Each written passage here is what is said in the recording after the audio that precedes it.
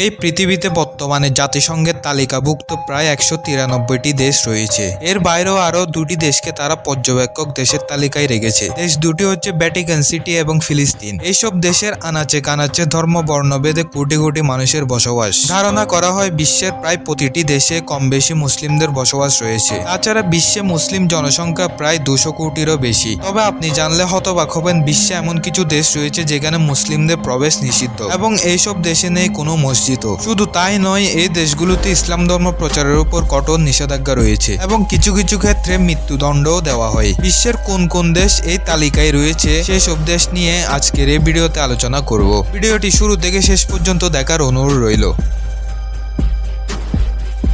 ইসলাম বিরোধী এই দেশগুলোর মধ্যে প্রথম তালিকায় রয়েছে ভ্যাটিকান সিটি। এটি বিশ্বের একমাত্র দেশ যেখানে কোনো মুসলমান বসবাস করে না। ইতালির রাজধানী রোমের কাছাকাছি ভ্যাটিকান সিটিতে শুধুমাত্র খ্রিস্টানরাই থাকতে পারে। পৃথিবীর ক্ষুদ্রতম এই দেশে মুসলিমদের বসবাস সম্পূর্ণরূপে নিষিদ্ধ। এই দেশটির মোট জনসংখ্যা প্রায় 800 এবং এটি একটি খ্রিস্টান দেশ সম্পূর্ণরূপে ধর্মীয় স্থান।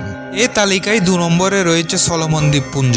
এই দেশটির মোট জনসংখ্যা প্রায় 7 লাখ। তবে এখানে মুসলমানদের জনসংখ্যা 70-এরও কম। 1995 সালে তাবলিগ জামাতের মাধ্যমে কিছু লোক ইসলাম ধর্ম গ্রহণ করলেও বর্তমানে এই দেশে সম্পূর্ণরূপে প্রকাশ্যে ইসলাম ধর্ম প্রচার নিষিদ্ধ। এখানে একটি ছোট মসজিদও রয়েছে যেটি অপসারণের জন্য প্রায় বিক্ষোভ হয়ে থাকে। এই তালিকায় 3য় নম্বরে রয়েছে উত্তর কোরিয়া। উত্তর কোরিয়ার ক্ষেত্রে ইসলাম সহ অন্যান্য সব ধর্ম অনুসরণ করাও কঠোরভাবে নিষিদ্ধ।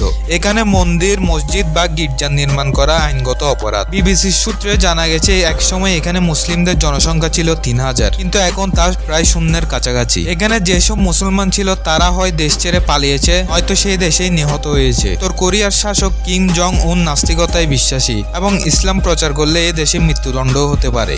ইসলাম বিরোধী দেশগুলোর 4র্থ তালিকায় রয়েছে স্লোভাকিয়া। স্লোভাকিয়া বিশ্বের একমাত্র দেশ যেখানে আজ পর্যন্ত কোনো মসজিদ নির্মিত হয়নি। মুসলমানরা এখানে মসজিদ বানাতে পারে না এবং মাদ্রাসাও চালাতে পারে না। স্লোভাকিয়া একসময় অটোম্যান সাম্রাজ্যের একটা অংশ ছিল। এখানে মুসলমানরা প্রায় 300 বছর ধরে শাসন করেছে, কিন্তু আজ এই দেশে মুসলিম জনসংখ্যা প্রায় নগণ্য।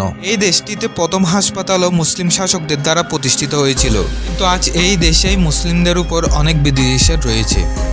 বন্ধুরা, আজকের ভিডিওটি কেমন লাগলো কমেন্ট করে জানাবেন। ভিডিওটি ভালো লাগলে একটি লাইক করবেন এবং চ্যানেলটিকে সাবস্ক্রাইব করতে ভুলবেন না।